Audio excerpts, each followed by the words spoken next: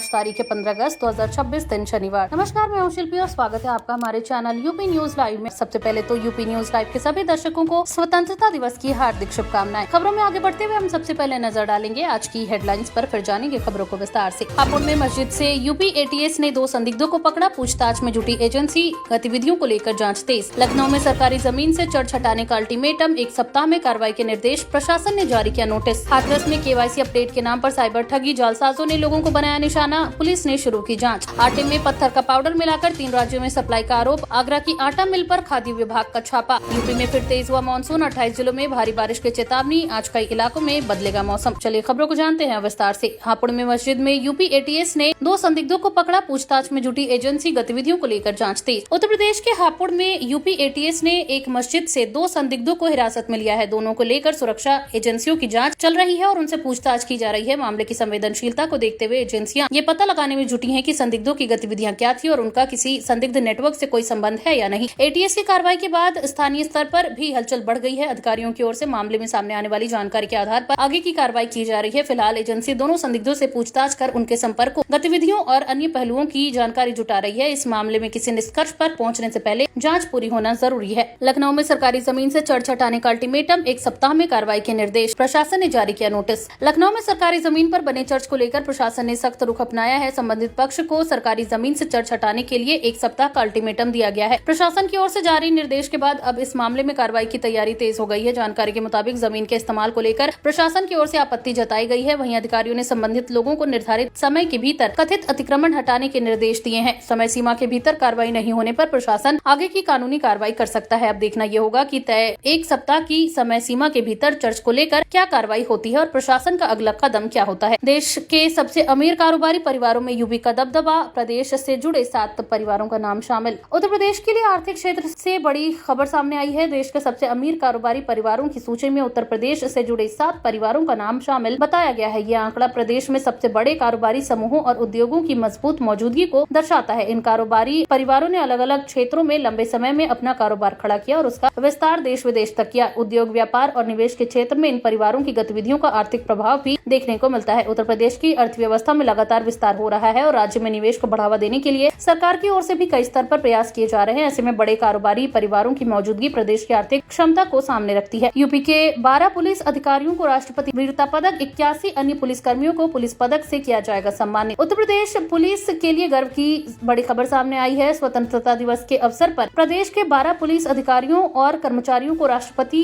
के वीरता पदक से सम्मानित किया जाएगा। इसके अलावा 81 अन्य पुलिस कर्मियों को पुलिस पदक से सम्मानित किए जाने की घोषणा की गई है। इन पदकों के जरिए पुलिस अधिकारियों और कर्मचारियों की बहादुरी, कर्तव्य निष्ठा और पुलिस सेवा में उनके योगदान को सम्मानित किया जाता है। राष्ट्रपति पदक हासिल करने वालों में ऐसे पुलिसकर्मी शामिल हैं जिन्होंने अपने कार्यकाल के दौरान चुनौतीपूर्ण परिस्थितियों में साहस और जिम्मेदारी का परिचय दिया। वहीं पुलिस पदक पाने वाले 81 अधिकारियों और कर्मचारियों की सेवाओं को भी सम्मानित किया जाएगा। स्वतंत्रता दिवस के मौके पर होने वाला ये सम्मान समारोह पुलिस बल के लिए महत्वपूर्ण माना जा रहा है। बरेली में बड़ा हादसा, निजी स्कूल की बस पेड़ से टकराई, 13 छात्र घायल, मौके पर मची अफरा तफरी। बरेली में शुक्रवार को एक निजी स्कूल की बस अनियंत्रित होकर पेड़ से जा टकराई। हादसे के वक्त बस में स्कूली छात्र सवार थे। टक्कर इतनी तेज थी कि बस में बैठे 13 छात्र घायल हो गए। हादसे के बाद मौके पर चीख पुकार मच गई और आसपास के लोगों ने तुरंत राहत बचाव का काम शुरू किया। घटना की सूचना मिलते ही पुलिस और स्थानीय प्रशासन की टीम मौके पर पहुंची। वहीं घायल छात्रों को इलाज के लिए अस्पताल ले जाया गया, जहां उनका उपचार कराया गया। शुरुआती जानकारी के मुताबिक हादसा बस के अनियंत्रित होने के बाद हुआ, क्योंकि बस एक नाबालिग चला रहा था। पुलिस ने घटना की जाँच शुरू कर दी और ये पता लगाने की कोशिश की जा रही है कि बस अनियंत्रित क्यों हुई। बस की स्थिति, चालक की भूमिका और हादसे से जुड़े अन्य पहलुओं की भी जांच की जा रही है। सावन में श्रद्धालुओं के लिए बड़ी राहत, सिकंदरा स्थित अकबर के मकबरे में 2 सोमवार मुफ्त प्रवेश, एएसआई ने लिया फैसला। आगरा में सावन के दौरान श्रद्धालुओं और पर्यटकों के लिए बड़ी खबर सामने आई है। सिकंदरा स्थित अकबर के मकबरे में सावन के 2 सोमवार को प्रवेश निःशुल्क रखा जाएगा। भारतीय पुरातत्व सर्वेक्षण यानी एएसआई की ओर से ये व्यवस्था की गई है। इस फैसले का उद्देश्य सावन के दौरान आगरा आने वाले श्रद्धालुओं को सुविधा देना है। मुफ्त प्रवेश के चलते इन 2 सोमवार को स्मारक पर सामान्य दिनों की तुलना में ज्यादा भीड़ पहुंचने की संभावना है। ऐसे में पर्यटकों और श्रद्धालुओं की सुविधा के लिए व्यवस्थाओं पर भी विशेष ध्यान दिया जाएगा। श्रद्धालुओं को सलाह दी गई है कि वे स्मारक के प्रवेश समय और अन्य नियमों की जानकारी लेकर ही पहुंचे। निःशुल्क प्रवेश की ये सुविधा केवल निर्धारित 2 सोमवार के लिए लागू रहेगी। कानपुर में रक्षा उत्पाद सप्लायर के दफ्तर पर छापा, 2.69 करोड़ रुपए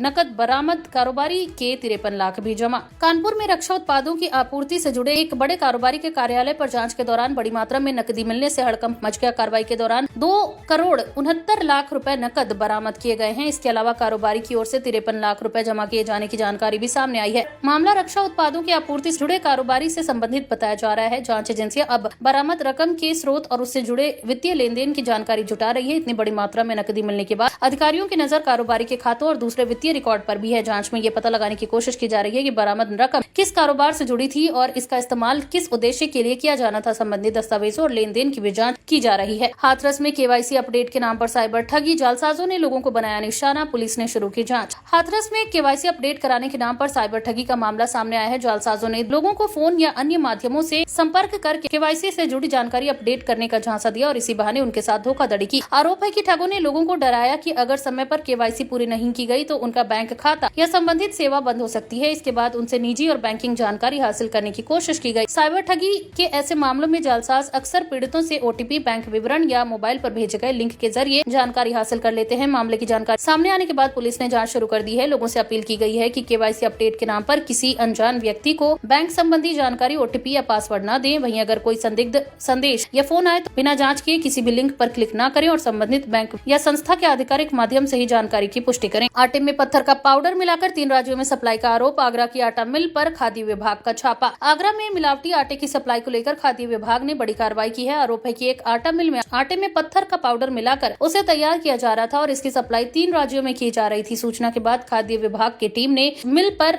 छापामार कर जांच शुरू की। कार्रवाई के दौरान अधिकारियों ने मिल में रखे खाद्य पदार्थों और इस्तेमाल किए जा रहे कच्चे माल के नमूने लिए। विभाग अब इन नमूनों की जांच प्रयोगशाला में कराएगा, जिससे ये स्पष्ट हो सके कि आटे में किस तरह की मिलावट की जा रही थी और वह स्वास्थ्य के लिए कितना खतरनाक है। खाद्य विभाग की कार्रवाई के बाद मिल संचालकों में हड़कंप मच गया। वहीं अधिकारियों की जांच इस बात पर भी केंद्रित है कि कथित मिलावटी आटा किन किन जगहों पर भेजा गया और इसके पीछे कौन से लोग शामिल हैं। कानपुर देहात में 2 भाई, सुरक्षा एजेंसियों के रडार पर, पाकिस्तान से संदिग्ध संपर्क और चैट की जांच, पूछताछ जारी। कानपुर देहात में सुरक्षा एजेंसियों ने 2 भाइयों को संदिग्ध गतिविधियों के शक में हिरासत में ले लिया है। दोनों पर पाकिस्तान से कथित संपर्क और संदिग्ध बातचीत से जुड़े इनपुट सामने आने के बाद एजेंसियों की नजर पड़ी। मामले की गंभीरता को देखते हुए सुरक्षा एजेंसियां दोनों से पूछताछ कर रही हैं। जांच एजेंसियां उनके मोबाइल फोन, सोशल मीडिया गतिविधियों और चैट रिकॉर्ड की पड़ताल कर रही हैं। इसके साथ ये पता लगाने की कोशिश की जा रही है कि कथित तौर पर पाकिस्तान में संपर्क किन लोगों से था और बातचीत किस विषय को लेकर हुई थी। अधिकारियों की जांच इस बात पर भी केंद्रित है कि दोनों भाइयों का किसी संदिग्ध संगठन या नेटवर्क से कोई संबंध है या नहीं। हालांकि जांच पूरी होने से पहले उनके खिलाफ किसी तरह का अंतिम निष्कर्ष निकालना जल्दबाजी होगी। अलीगढ़ के विकास को मिली बड़ी मंजूरी। ग्रेटर अलीगढ़ का लेआउट प्लान स्वीकृत, शहर के विस्तार का रास्ता साफ। अलीगढ़ के विकास से जुड़ी बड़ी खबर सामने आई है। ग्रेटर अलीगढ़ के लेआउट प्लान को मंजूरी मिल गई है। इसके साथ ही शहर के नियोजित विस्तार और नए विकास क्षेत्रों को विकसित करने का रास्ता साफ हो गया है। ग्रेटर अलीगढ़ परियोजना के तहत शहर के आसपास के क्षेत्रों में योजनाबद्ध तरीके से आवासीय, व्यावसायिक और अन्य जरूरी सुविधाओं के विकास की योजना है। लेआउट स्वीकृत होने के बाद अब परियोजना से जुड़े अगले चरणों पर काम आगे बढ़ाया जा सकेगा। इस परियोजना से अलीगढ़ में भविष्य में सड़क, आवास, व्यापारिक गतिविधियों और दूसरी बुनियादी सुविधाओं के विस्तार की उम्मीद है। शहर के बढ़ते दबाव को देखते हुए नियोजित विकास को महत्वपूर्ण माना जा रहा है। गाजियाबाद में व्हाइटनर से मिलावटी पनीर तैयार कर सप्लाई का आरोप, 3 लोगों पर मुकदमा दर्ज। गाजियाबाद में मिलावटी पनीर की सप्लाई का मामला सामने आने के बाद हड़कंप मच गया है। आरोप है कि पनीर को तैयार करने में व्हाइटनर का इस्तेमाल किया जा रहा था और इससे लोगों के बीच सप्लाई किया जा रहा था। मामले में 3 लोगों के खिलाफ मुकदमा दर्ज किया गया है। जानकारी मिलने के बाद खाद्य विभाग की टीम ने मौके पर पहुंचकर जांच की और पनीर के नमूने लिए। अधिकारियों ने बरामद